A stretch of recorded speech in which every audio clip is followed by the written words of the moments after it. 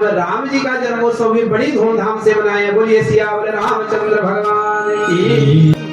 क्योंकि राम जी जो है सबके परम आदर्श हैं और राम कथा से हमें सारी सीखें मिलती हैं। कैसा भाई होना चाहिए, कैसा जो है पुत्र होना चाहिए, कैसी पत्नी होनी चाहिए, ऐसी कोई सीख नहीं है जो हमको जो है रामचरित्र से न मिली हो। महाराज आज हम लोगों का बड़ा सौभाग्य है कि 500 वर्षों के संघर्ष के बाद रामलला जो है अयोध्या में विराजमान होने जा रहे हैं। तो हम लोगों के लिए बड़े गर्व की बात है। महाराज दीपावली त्रेता राम जी आए तो उसी कारण हम दीपावली मनाते हैं। तो आज कलिकाल में स्वयं राम जी विराजमान हो रहे हैं। तो सभी को जो है 22 जनवरी को अपने घर दीपावली जरूर मनानी चाहिए। है मेरी तो भावना भी जो है अयोध्या से बड़ी जुड़ी हुई है।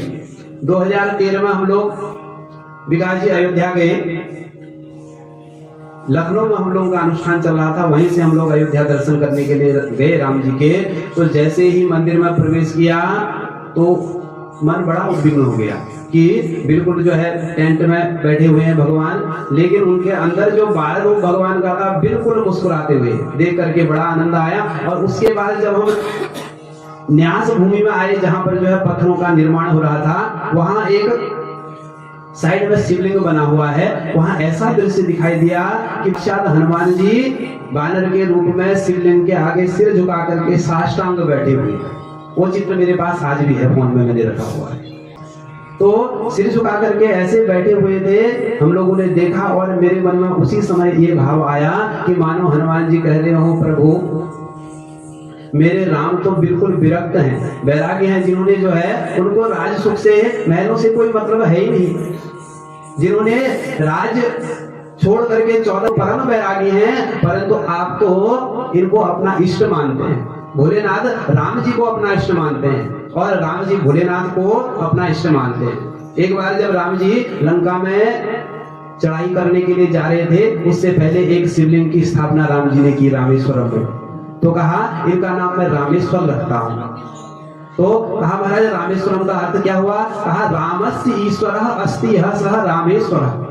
कहा जो राम के ईश्वर हैं वो रामेश्वर। भोले बाबा तुरंत आगे, महाराज बोले ऐसा अनर्थ क्यों कर रहे हो? इसका तो अर्थ है रामः अस्ति यस्य ईश्वरः, राम है जिनके ईश्वर ऐसे रामेश्वर है।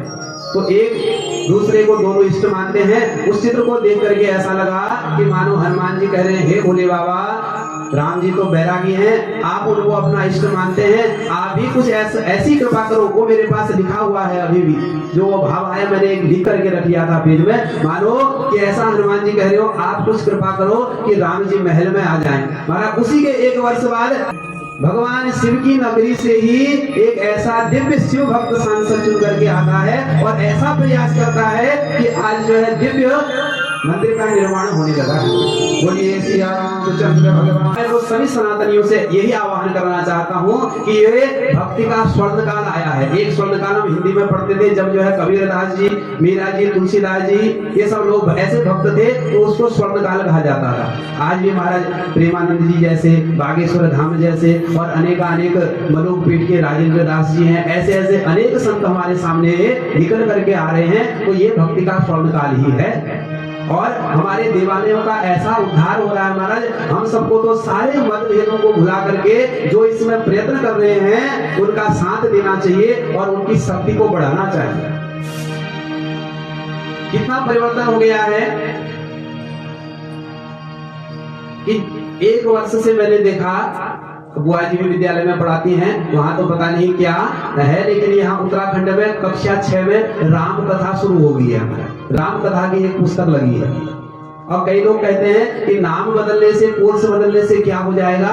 मैं उनसे कहना चाहता हूँ कि पहले हम बाबर, हुमायूं इत्यादि को पढ़ते थे। बाबरी परंपरा में भी 4 भाई हुए, औरंगजेब इत्यादि 4 भाई हुए, लेकिन जो है राज्य के कारण औरंगजेब ने 3 भाइयों का सिर काट दिया और अपने पिताजी को जेल में डाल दिया। और हमारे यहाँ परंपरा में भी 4 भाई हुए, उनने क्या अपने छोटे भाई के लिए अपने राज्य का त्याग कर दिया और त्यागी तो उससे छोटा भाई भी निकला। खड़ाऊ रखकर महाराज 14 वर्ष तक उन्होंने राज्य संभाला। तो मैं उनसे पूछना चाहता हूँ, आप अपने घर में कैसी संस्कृति चाहते हैं? औरंगजेब ने, इतिहास आता है कि अपने पिताजी शाहजहां को जेल में डाल दिया था और जेल में महाराज जल तक नहीं दिया पर्याप्त पीने के लिए, मांगा तो मना कर दिया कि इतने में ही काम चलाओ। शाहजहां ने अंत में हिंदू का स्मरण किया, धन्य है वह हिंदू जो है अपने मरे हुए पितरों को भी जल देते हैं, धन्य है उनकी संस्कृति। ऐसा प्रभाव है महाराज, इतना अंतर जो है सनातनियों के आने से इस परंपरा में आ गया है। तो राम